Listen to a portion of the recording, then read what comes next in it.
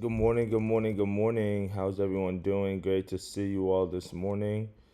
Just give me 1 second here. We're gonna get this stream up and bumping here. I don't know why it said that I am out of space here, but it's all good. We're gonna hit the ground running. Let me say good morning in the chat real quick. And let's get to it. So I have a dream. Okay, fantastic. I have one question. What skills does your dream require you to obtain?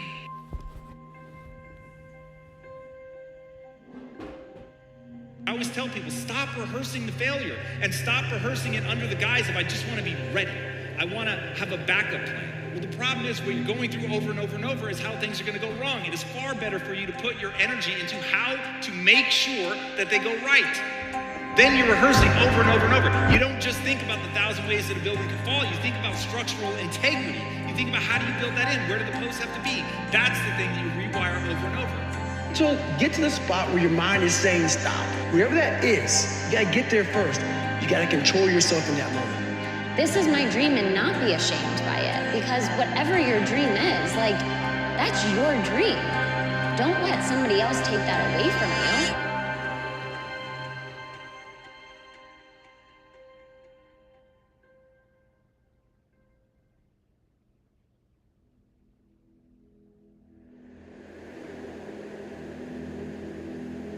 you. You tend to think that what you want, you just march right towards it.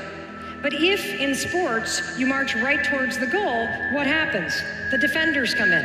And what the defenders are is it's your brain saying, ain't gonna happen. So the second you start moving toward that thing you want, be ready. You're gonna tell yourself you don't feel like it. You're gonna have to force yourself. It's happening. There's no way to get around it. And I wanna remind you about something. Unlike a sports field where there's an in and out of bounds, the great thing about life is there actually aren't any. And it's usually in those moments where you feel like you can't do it, that you're closer than ever to having everything that you wanted. And I wanted to show you this so that you keep it in mind, because I think a lot of times when you look back, it's the darkest moments where you realize, holy cow, that's what projected me forward. But what makes mastery is execution on the ideas, not the ideas. And so no idea works unless you're willing to roll up your sleeves, do the practice, invest the time, put in the effort, do the work. Typically on the other side of your greatest fear, of your greatest insecurity, is your greatest blessing. Everyone goes, well, get out of your comfort zone, you'll find things. No. What you're afraid of and what you're insecure about, on the other side of that is typically one of the great gifts or blessings in your life.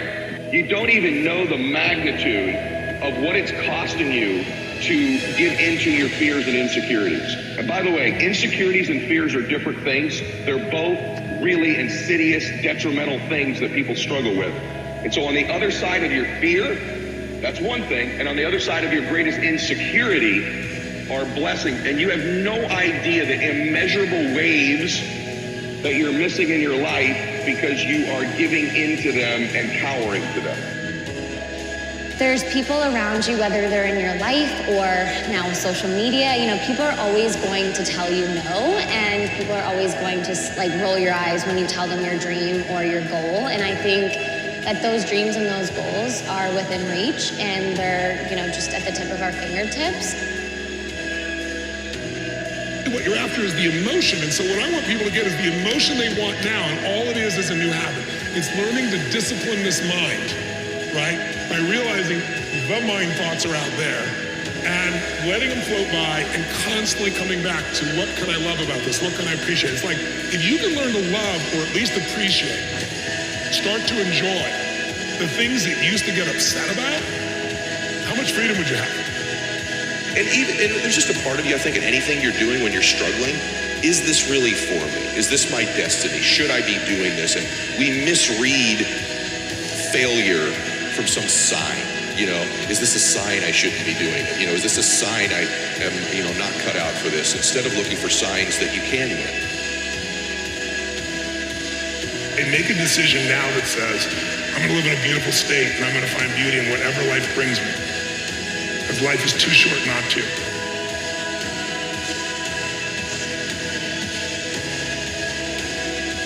Play the long game. Aim for legendary. Don't just say, I want to be world class in my dominant pursuit for a little window of time. Say, I want to have the guts and the grit and the acumen and the mindset and the capability and the commitment to create enduring success. And that's why I say nothing fails like success.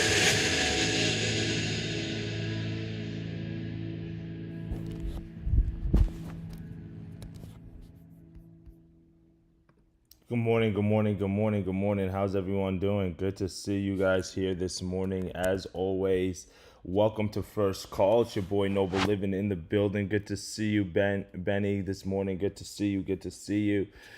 Super grateful and appreciative for everyone who's been tapping into this space, man. And I'm going to be real short today. I'm going to be real brief because, we're coming towards the end of the quarter. Today's the last day of March, the last day of first quarter, and I don't know about how your first quarter has been, but mine has been just super eye-opening. There's so many different things that I've been doing, and it's crazy because as I'm now transitioning into Q2, I've been thinking and working on a few game plans and thinking about some new things that I'm trying to do.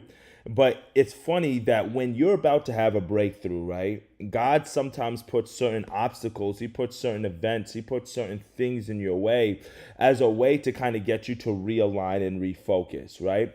As a way for you to be like, hey, now you're at a crossroads. Which decision are you going to make? You're going to go over here, you're going to go over there, right? They put your back against the wall sometimes, or you have to make a decision if you're going to push forward or if you're going to retreat. And that's where, one thing that I want to talk about today that I think really helps us evaluate ourselves is what we as investors, as traders, as people, participants in the stock market, that we get involved with all the time. And that is right now in the stock market, you know what's going on, and it's earnings season. Right now, a lot of different companies are starting to report on their Q1 earnings or maybe Q4 earnings again, or, if they've delayed their Q4 earnings. Maybe some companies are reporting on their Q2 earnings, depending on where they are in the fiscal year.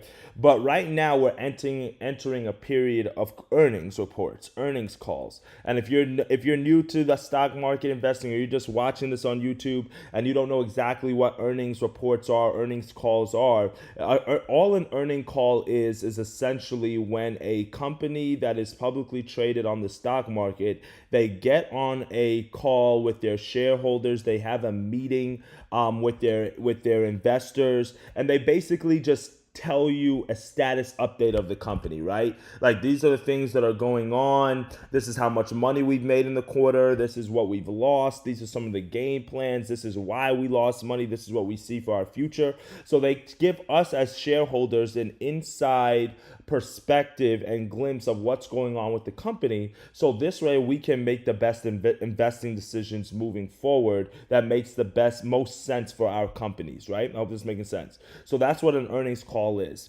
So for each and every one of us, what we do as stock market investors is we watch or listen to or review these earnings calls that these companies that are publicly traded do. We review the statistics. We go through the 10Q or the 10K, which is the document that's associated with the earnings call. And what we do then is we start breaking down the financial statements that they put out. We dive into the information that they're telling us. We listen to the CEO, the CFO, and we hear some of the things that they're working on. And then we make our investment decisions based off of this information that's been publicly traded to us. We have to rely on the information that was given to us by the CEO, by these execs, as a way for us to make our decisions, our investing decisions. Now, that's not the only thing that we go off of, but it's the first thing, right? And then once we kind of get that information, then from there we can start looking into competitors. We can start diving into the industry a little bit more. We can start making strategic positionings based off of the information that we got, not just from the company that we're studying earnings report, but from other companies' earnings reports, right?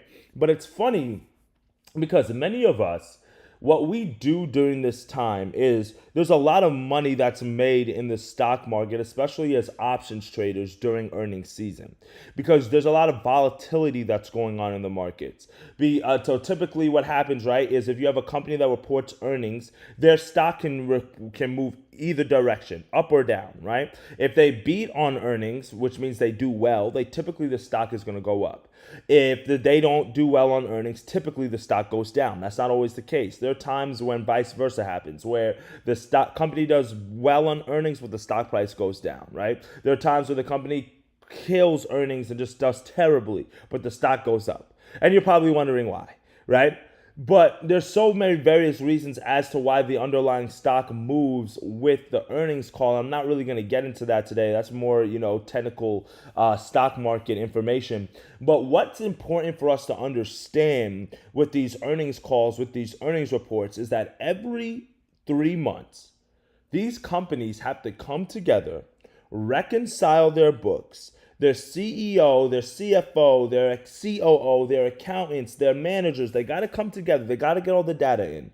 They have to analyze this data and then articulate it to us in a way that typically sounds favorable for them. At the end of the day, they want to sound good to the shareholders, right? But what I find so fascinating and interesting is that we as investors, we will tap into the earnings calls. We will judge these companies off of doing certain things. We will talk bad about the CEO for not implementing certain strategies or not fixing certain things in the company that aren't going right. We'll get mad at the CFO for the financials of the company being weak and the bottom line, and they're not improving quarter over quarter, or they're losing on revenue, right? Or then maybe they're increasing their debt. We get mad at these companies for performing a certain way. And then what happens is we get mad as well, because typically we're trading them, and depending on how they report affects us financially, right? Depending on what side, the call or the put, the buy or the sell that you're on. But what's funny and ironic about it is that we expect these companies to crush it every time. We expect these companies to do well on their earnings calls. We expect these companies to even report an earnings report, to come to us and give us this information. But for some reason, every quarter that ends, we don't do an audit on ourselves. Like, we don't ask ourselves certain questions. We don't dive into our financial statements. We're not being the CEO of our company or of our life and asking ourselves the tough questions. We're not convincing our shareholders, the people who've invested in us, the people who've been wanting to see us win, the people who've been contributing to our victory since we were little kids. Like, we don't return to our shareholders a report and tell them about the status of their investment in our future. Right? Like, you have parents who probably gave money to invest in your business, or put you through college, or just put a roof over your head. Have you given them an earnings report about how the sacrifices that they've made, how it's paid off for them? Probably not. But what happens is we expect so much from these companies on Wall Street. We expect so much from these other businesses that we're investing in, and we expect these CEOs, these managers, to report to us, so this way we know what's going on. But we don't know what's going on in our own lives. We don't know what's going on in our own accounts. We don't know what's going on in our own business. And I'm here to let you guys understand this morning that my message is real simple. And it's just, you got to get in with your earnings report. You have to tap into your data. You have to start reporting and going through the numbers and start doing your analysis. You have to start letting the shareholders and the investors who've been investing in you for a long time and wanting to see you win, you got to give them a return on their investment now. And it's time that we stop making excuses in 2023. It's time that we stop letting days pass, weeks pass, months pass, quarters pass before we make a change. And like the audio that I played in the beginning of this session, the change is not going to happen until we start looking at our skill sets. We start developing ourselves in the way that's in alignment with the goals that we're looking to accomplish and achieve. All right. Y'all not feeling me this morning, right? I know I got a few people in the building, right? The great John Wooden, who's one of the most successful NCAA college basketball coaches of all time. John Wooden has a quote that says, "Without proper evaluation, failure is inevitable." And that's so true. Because if we don't evaluate ourselves, if we don't know the things that we're doing, if we don't understand the steps that we're taking, without proper self-evaluation, failure is inevitable. But what made John Wooden such a successful coach is not the fact that he practiced just self-evaluation.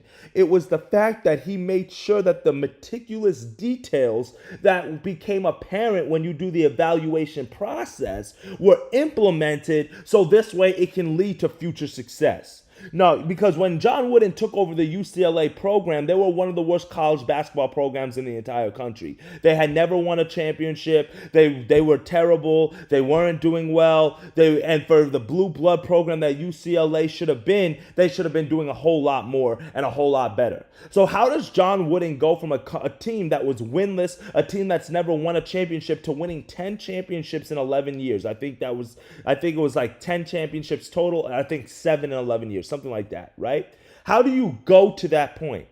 It's funny because I was reading a book and they were talking about John Wooden and his attention to detail. And he was talking about how one of his previous players, one of his mentees, came to him years later, 10, 15 years later, after John Wooden had retired for a decade plus. And I came and met John Wooden at a conference or at an event. And he came to John and he drew up a play on a napkin for John Wooden and was basically showing him, I still remember our signature play. I still remember our go-to offense. I remember you kind of, putting this on the whiteboard at a timeout and showing us how to do this, right?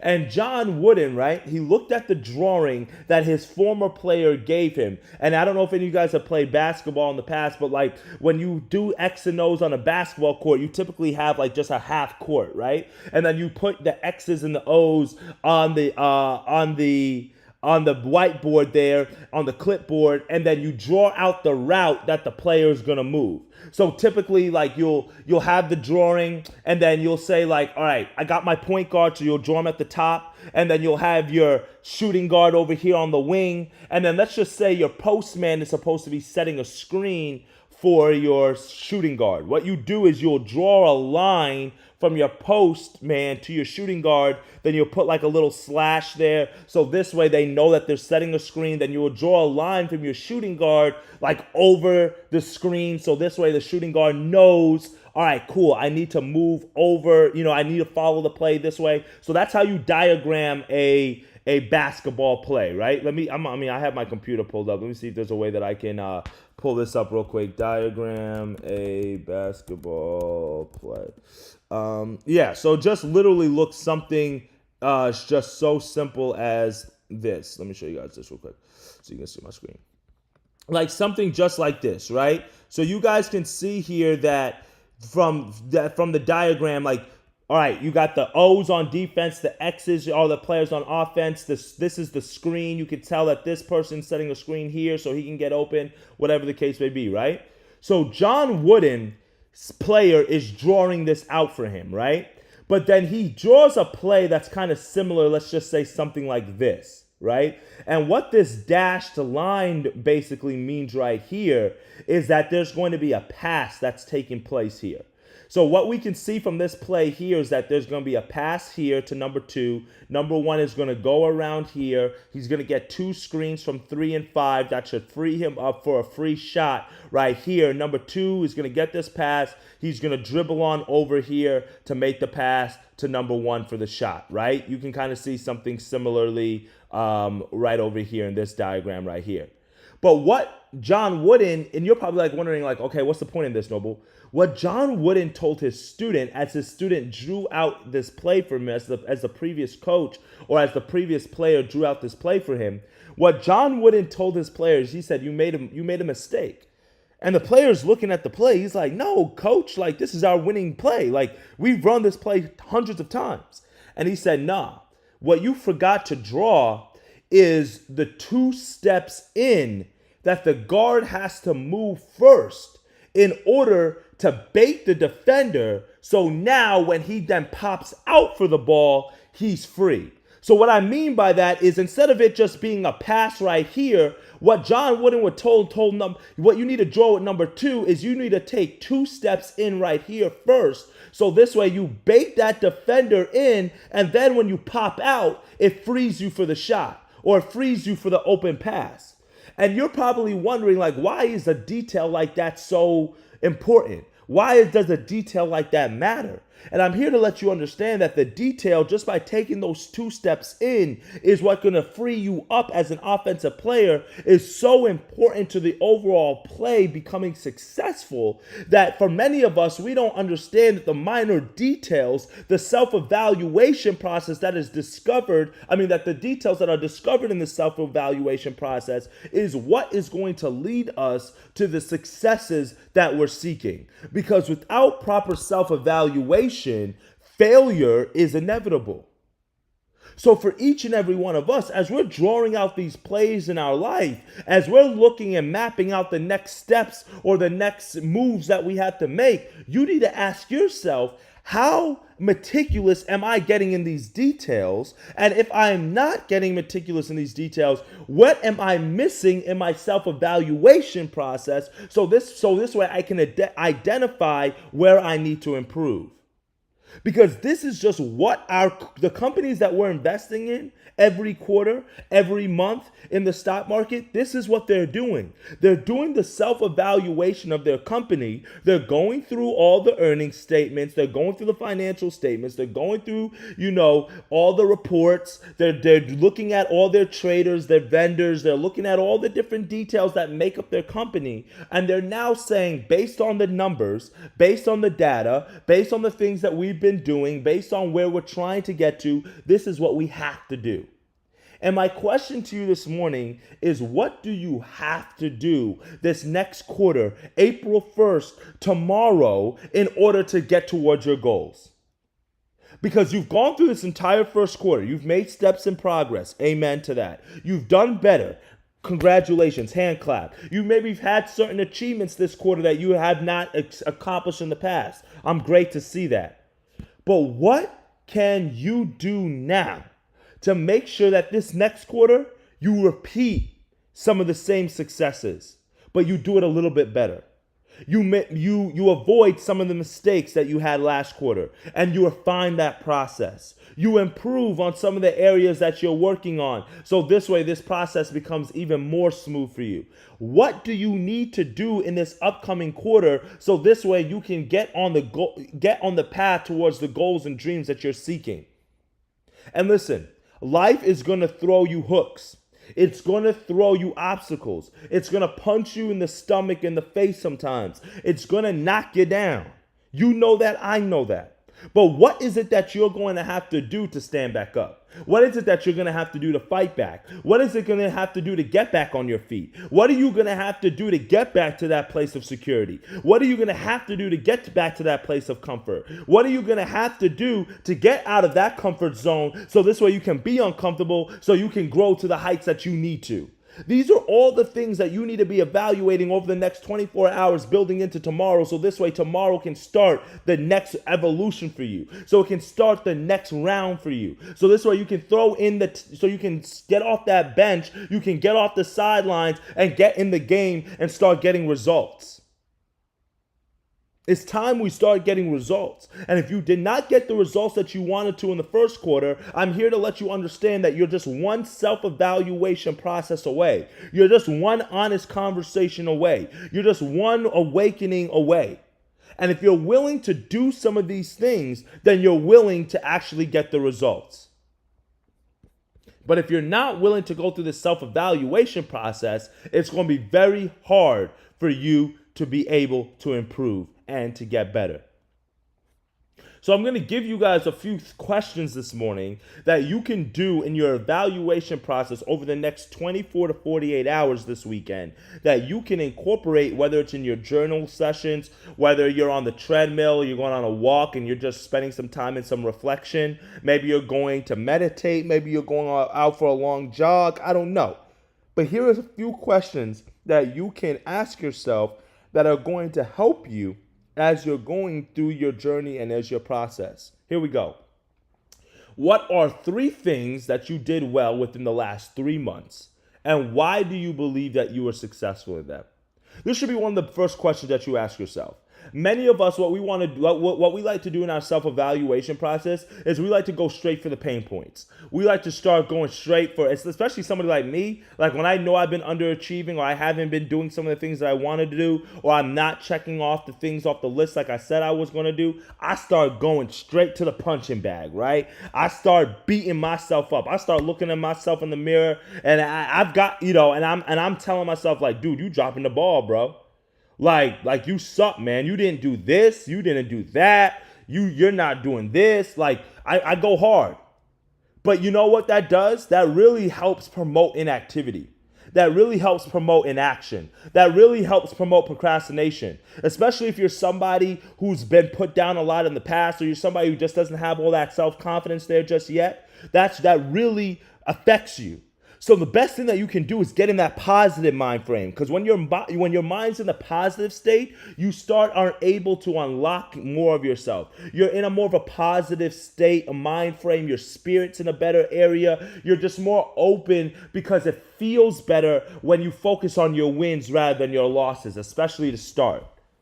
So the first thing you want to do is ask yourself, what are the things that I've been doing well? What are 3 things? Just identify 3 things that you've done well this past quarter. Maybe it's as simple as showing up to first call 3 times a week because it's forced you to wake up early and get your day started early. Could be something simple as that. Maybe it's something that you've gone to the gym consistently 4 days a week for 6 weeks out of the 9. Could be that. Maybe you've had a great month of sales, or you've had one of your best quarters. Maybe you sold something that you've never sold before. Could be something like that. Maybe you got a new job, a new opportunity. Maybe you came up with a new business idea. Maybe you mended an old friendship in a relationship that's been fractured for years. But name and identify 3 things that you did well in the last 3 months. Don't go to last year. This ain't something that you did last month, or 2 years ago, or last, quarter. This is something that you did from the months of January to March that you've done well, and then ask yourself, why do you believe you were successful in it? Because some of us guys, we're just getting results because of just proximity. We're just getting results unintentionally. We're just getting results just because. And there's nothing wrong with that, but we want to be able to identify why we got certain results. And from there, you're able to start identifying some of the areas that you can lean into a little bit more. Or what are some of the steps that led to the success? Maybe there was something that you're missing, like a connection that you created that helped you accomplish or do well this past 3 months. And as a result, you need to take them out for coffee or for a drink. So this way you can dive in a little bit deeper and get to learn to know them a little bit better. Because if they helped you with thing A or B, they might be able to help you succeed in C or D. But it's important that we ask this why question, because once you're able to identify the why you were successful, then you can start being able to lean into that a little bit more. Now, let's ask another question. Where do you think your skills would add the greatest amount of value? Are there any specific areas or projects? If you've been working on hard skills or soft skills this past quarter, when I broke that down in first call, ask yourself, how are these skills that I've been working on, that I've been putting intentional focus into, how do these skills add to the greatest amount of value that I can contribute to? Like maybe you've been working on coding. So now at your office or at your job, you now have the ability to enhance and help out some of the other coders in the company. Or maybe you can start a freelance web development company because you know that there are a lot of entrepreneurs and business owners out here who don't know how to code and set up the technology themselves. And then once you understand that the skills that you've been working on, where is the greatest amount of value that you can add in those areas, then for you can start identifying the specific projects that will help you to get these skill sets in the right areas, to cultivate them in the right ways, for them to be harnessed and grown in a very efficient manner. The skill sets are going to take us there. You heard Tom Bilal say that at the beginning of the recording that I played. The skill sets are going to take us there. But many of us have the skill sets, but we're in the wrong projects. We're in the wrong areas. So therefore, we don't have the ability to use them. Your job is taking up 60 hours a week, so there's no way that you can use your skill set of strong communication and teaching because you're not applying it and helping out because your time is so allocated that you don't have the ability to use it. What's the point? Find the projects, find the time, carve it out. You might be really great at speaking, but guess what? You don't have any time to practice your speaking. Or maybe you're working in a job that has you behind a monitor all day, so you're never able to utilize the skill set. So you know what that means? Maybe you work with a nonprofit to where now you have the ability to give back and speak to kids and high school students. Maybe you just start going on Instagram Live once a week and just start talking about some things that you're working on and pouring out from your heart. Maybe you call up your nieces and nephews and just check in with them once every bi-weekly just to make sure that they're staying on track with their goals. And now you get to practice your coaching and your teaching. Find projects and areas that you can use these skills that you have developed and that you've harnessed and that you can provide value in. And if it's not in something that you're currently doing, find a way to incorporate it into your lifestyle. Because that is going to be something that's going to allow you to accelerate on the path quicker and faster. I'll give you another one. Find a difficult situation. Give an example of a difficult situation that you handled pretty well this past quarter. And then write out the strengths that you used to achieve that result. For an example, I was out at an event a few months ago, this past quarter, and I had a guy basically try to test me and question me on something to the point where it was invalidating myself in a larger amount of people.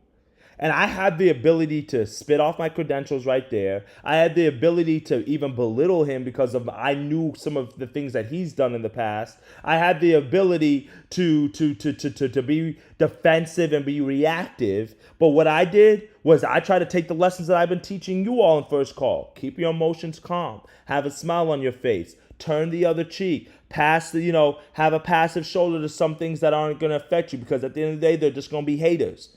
Shook the man's hand and I said, no, I appreciate that, man. Like, keep going. Because I know I am.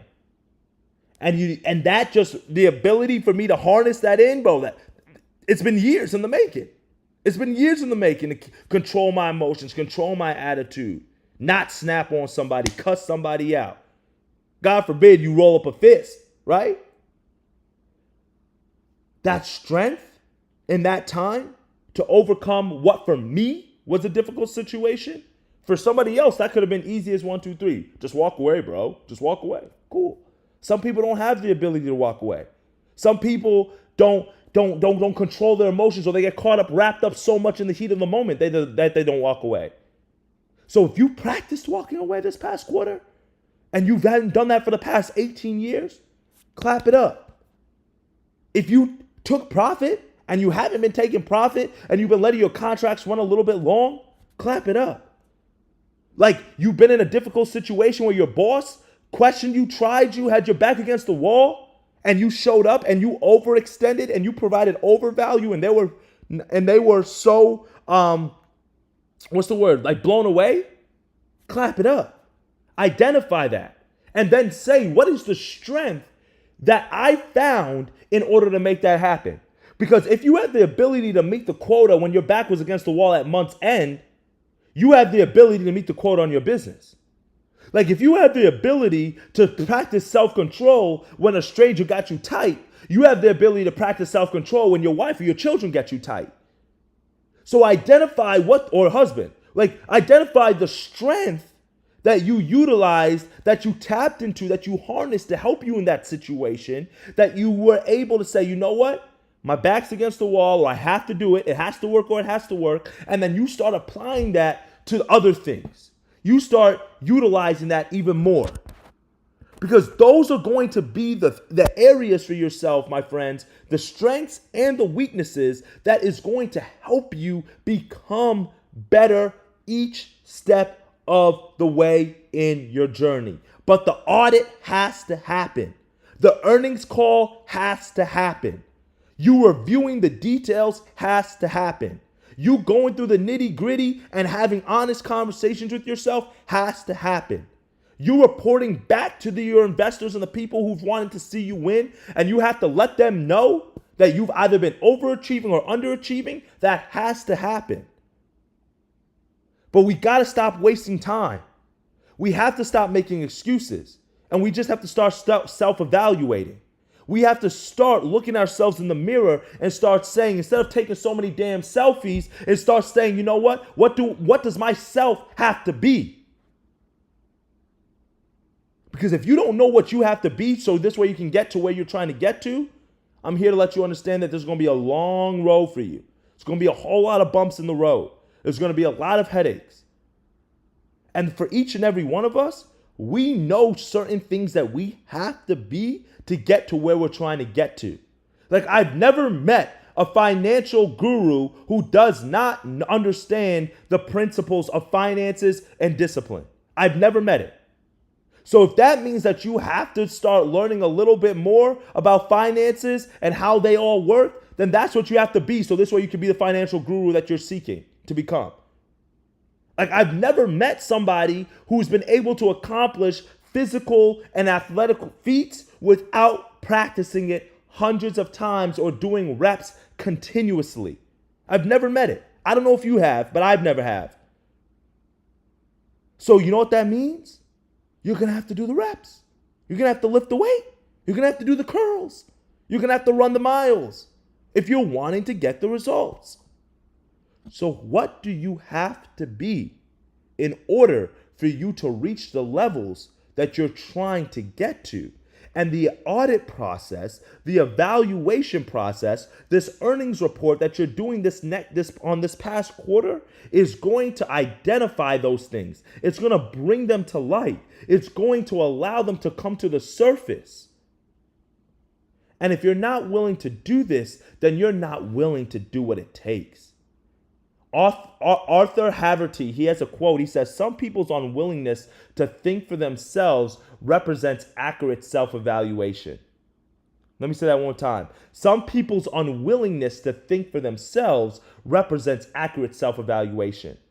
Let me tell you something. The one skill set that we're losing more and more on, and that's why we're having the mental health issues that we're having in this country, in this world, where people are blowing out their brains or they're at young ages and committing suicide or feeling the need to go into elementary schools and kill innocent children. Like, the reason why some of these things are happening is because it's people's unwillingness to think for themselves. Like, they're letting these things right here define them. They're letting social media define them. They're letting all these other areas come and put and indoctrinate them. They're allowing those thoughts to dictate all their actions. And you know what that does? All that does is represents an accurate self-evaluation. Because I'm not willing to look at myself and identify what's wrong. I'm willing to blame everybody else. I'm willing to point all the fingers. I'm willing to let other people do the work for me. I'm letting other things dictate my future. I'm letting the boss at my job control how much money I make. I'm letting my mom and the circumstances that she born me in define where I'm going to go in my future. I'm letting my spouse and their lack of commitment stop me from pushing towards my goals. I'm letting my children and the headaches that they put me through cause extra strife and stress into my life. Like, some people's unwillingness to think for themselves represents accurate self-evaluation. And if you're tired of facing certain things, then it's time that you get accurate in that self-evaluation and you start thinking for yourself. And if you can't do this, then all I'm telling you to do is start loading up that shovel and start digging. And digging, because it's somewhere in there. It might be black and foggy right now because you suppressed it. It might be a little bit blurry because you've hidden it, because it's buried deep down there in that subconscious. It's in there. It's in there. Like, you've been letting people think for you for so long, so the habits have not been fully developed. The cortexes in your brain that allow you to work on these skill sets, it just hasn't been it hasn't been cultivated and harnessed just yet. But listen, it's in there. So start making these decisions every single day, as much as you can. And you know what the easiest way to think for yourself is? In the things that you can control. I can wake up at a certain time. That's thinking for yourself. I can go to bed at a certain time. That's thinking for yourself. I can eat certain foods. That's thinking for yourself. I can take certain actions after work. That's thinking for yourself. But are you willing to think for yourself in the ways that you have to, so this way you can get to where you're trying to get to? I don't know. I don't know. But the earning report that you're going to do this next quarter, in the next 24, 48 hours, that's going to allow you to think for yourself. That's going to allow you to open up. That's going to allow you to start really putting down the numbers and start diving into the pain points and diving into the problems. That's going to be the thing.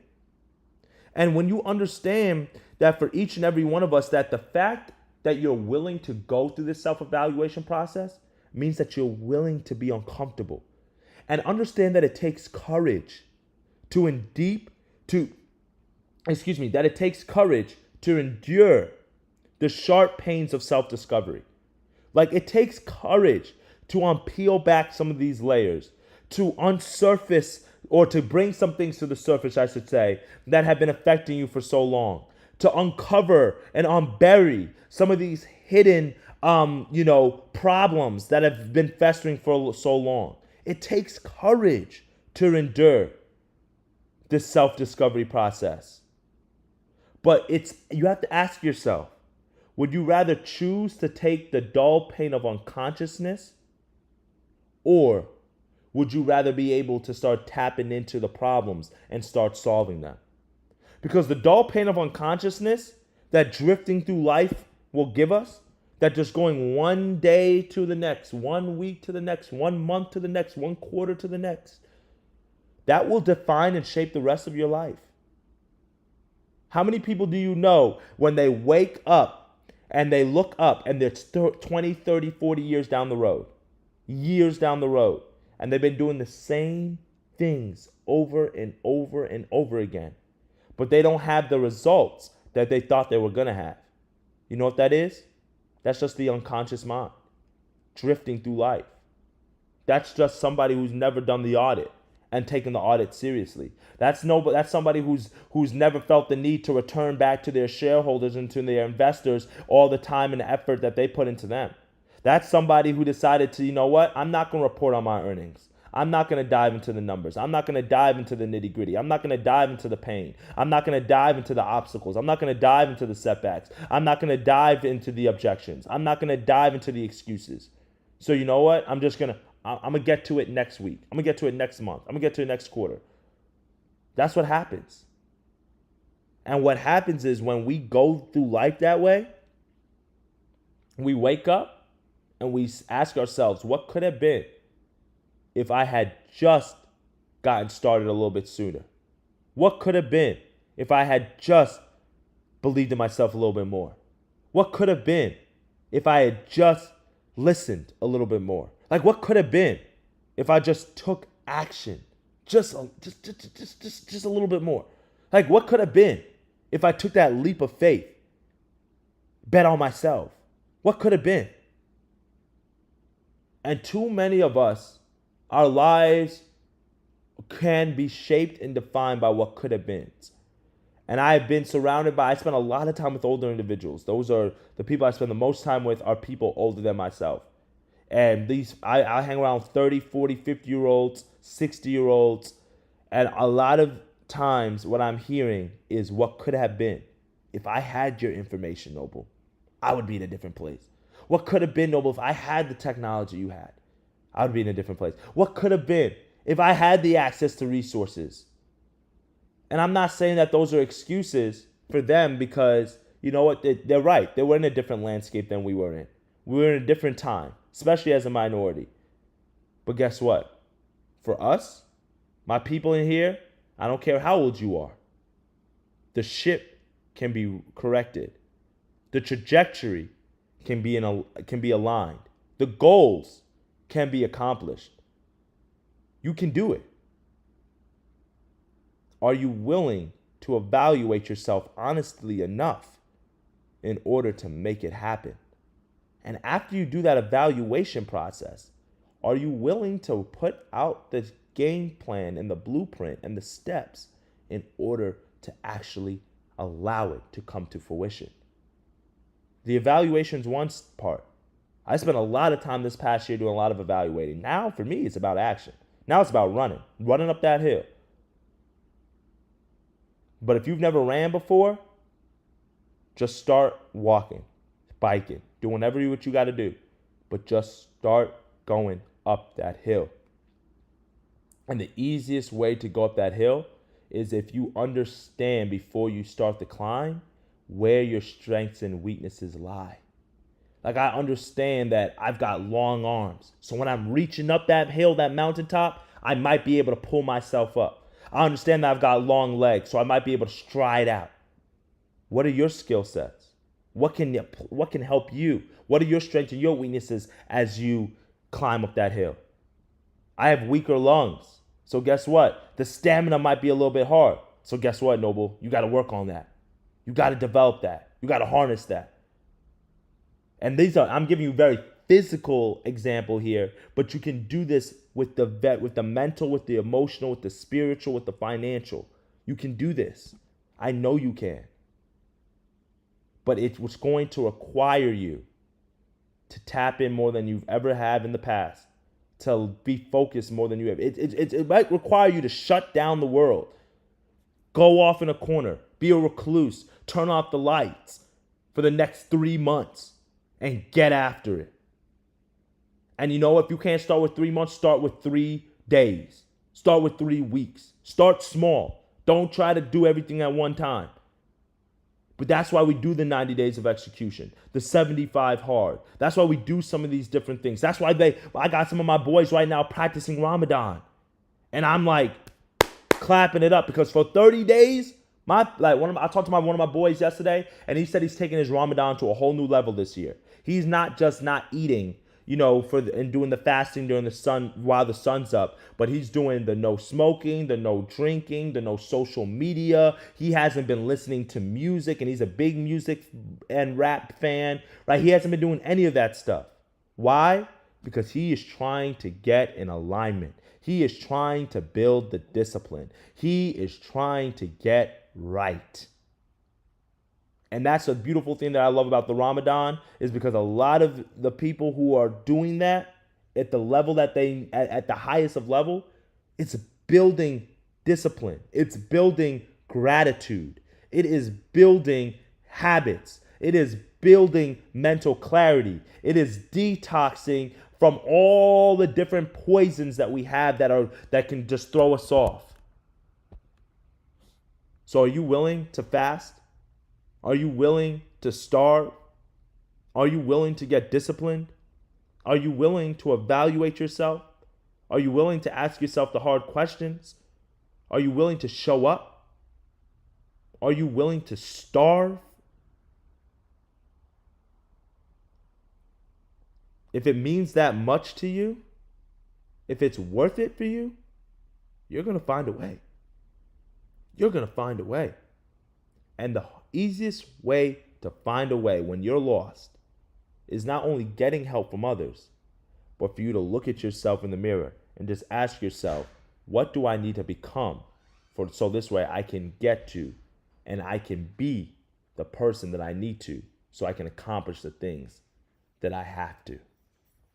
Success is your obligation. It is your duty. It's your responsibility.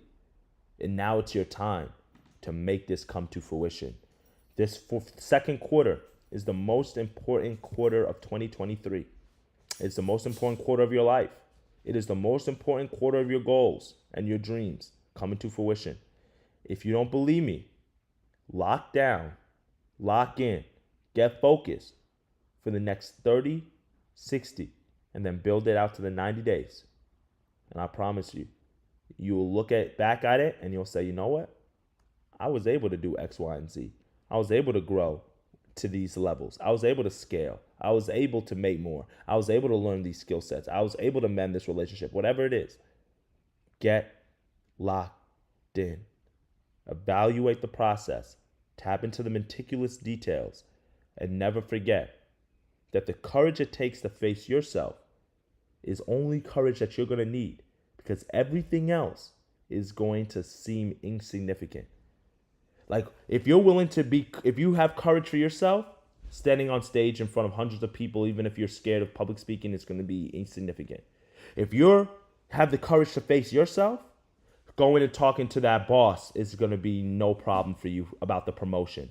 If you're willing to have that tough conversation with yourself, being honest with that spouse or that man or woman that's been in your life for too long, that's been wasting too much of your time and energy and sucking it out of you, that you're going to be able to have that conversation. Have the honesty with yourself first, because that's the most courage it's going to take. And once you're willing and you're able to convince yourself first, and you're able to lock in with you first, and and it's going to be tough. It's going to be a battle. It's going to be a fight. There are going to be some scars. There are going to be some wounds. There are going to be some stuff that are going to be unsurfaced. Face it. Handle it. Battle it. Attack it. And when you do that, I want you to attack this quarter and your goals and your skills the same exact way. Don't give up. Don't throw in the towel. Don't retreat. Don't make excuses. Execute. Focus. Harness your powers, your skills, your talents, and get them in alignment with your goals and elevate them this next quarter. I appreciate you guys for tapping in every single Monday and Wednesday, Friday. I just wanted to share that with y'all this morning, because this next quarter for me, guys, I got to get right. I got to go crazy. I got to go stupid. I got to elevate. I have to. I'm just saying this for me. So if I have to do this, I'm encouraging everybody who's surrounded with me in my circle, who I'm around, to do this as well. We're going to be starting our new book for this upcoming quarter. I'm still deciding on what it's going to be. I'll let you guys know next week. If anybody has any suggestions, feel free to shoot me a DM or text or a message, and I'll be able to love to connect with y'all. But as always, I appreciate the support, but don't let this quarter go to waste. Next 24, 48 hours, do an earnings report on your life, do an earnings report on your situation. And you know what? Get into the details. Get nitty gritty with it. And when you do that, put together the blueprint and the game plan for Saturday, Sunday, Q2 starts. Hit the ground running. Start going up that hill and never give up. Keep pushing forward. And as always, dictate your fate. I appreciate y'all. I'll see you guys on Mindset Friday. Appreciate you, Age of Hyperin and Melissa as well. Appreciate y'all. Let's get to it. Let's make some money. Dictate your fate. Later, guys.